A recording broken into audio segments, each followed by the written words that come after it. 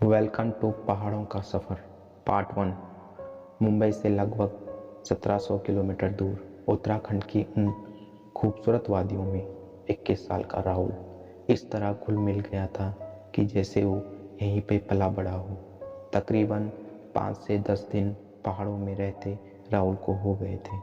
पहाड़ों के खूबसूरत नज़ारों को देखते देखते एक ऐसे गांव में पहुंच गया जिसे देखकर राहुल को अलग ही सुकून का एहसास हुआ। इससे पहले राहुल ने कभी ऐसा अनुभव नहीं किया था। इतने में ही राहुल को घर की याद आ गई, जो कि मुंबई में था और घर से बहुत दूर भी। घर पर मम्मी पापा थे। मम्मी पापा का राहुल इकलौता बेटा था। राहुल के पापा हीरों के बहुत बड़े व्यापारी थे। पापा का नाम चतुर्वेदी अग्रवाल और माँ का नाम बीना अग्रवाल। राहुल वहाँ गांव के नज़ारों का लुत्फ़ ले रहा था, पर यह पता नहीं था कि वो कौन से गांव में है और यहाँ का नाम क्या है।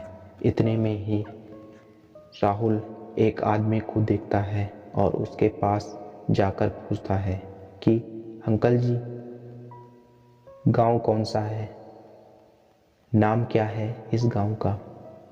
इतने में ही आदमी ने राहुल से कहा, बेटा कौन हो आप, कहाँ से आए हो, पहले तो कभी नहीं देखा आपको, यहाँ नए लगते हो। राहुल कहता है, हाँ जी, पहली बार ही आया हूँ पहाड़ों में, मुंबई से हूँ, वही मेरा घर है, पर इस गांव का नाम क्या है। गांव का आदमी बोला, ये हमारा छोटा सा गांव हिसारी। ये कहते ही गांव वाला वहाँ से जाने लगा। जवाब मिलते ही राहुल देखता है कि रात होने ही वाली है। रहने का ठिकाना देखना पड़ेगा जल्दी।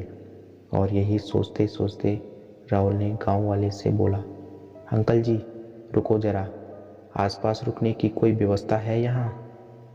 गांव वाला बोलता है, ऐसी तो कुछ व्यवस्था नहीं है बेटा यहाँ।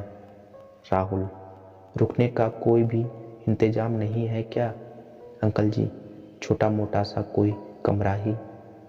गांव वाला, नहीं बेटा, ऐसा तो नहीं है कोई। राहुल, अंकल जी प्लीज़ कुछ तो देखो ज़रा, वरना फिर मैं आज रहूँगा कहाँ। यहाँ तो सब कुछ मेरे लिए अनजान है और रात भी धीरे धीरे बढ़ती जा रही है। गांव वाला, तो बेटा ऐसा करो आप फिर मेरे यहाँ चलो। राहुल, थैंक यू अंकल जी, आप ना होते तो मुझे आज बाहर ही रहना पड़ता। गांव वाला, कोई बात नहीं बेटा, इंसान ही तो इंसान के काम आता है। और फिर गांव वाला राहुल को अपने घर ले जाता है। राहुल, अंकल जी आपका नाम क्या है। गांव वाला, रमेश। राहुल रमेश के घर पहुंच गया।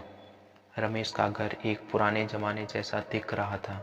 उसके घर में कुल 3 लोग थे, रमेश, रमेश की बीवी सरला और उनकी बेटी पूनम।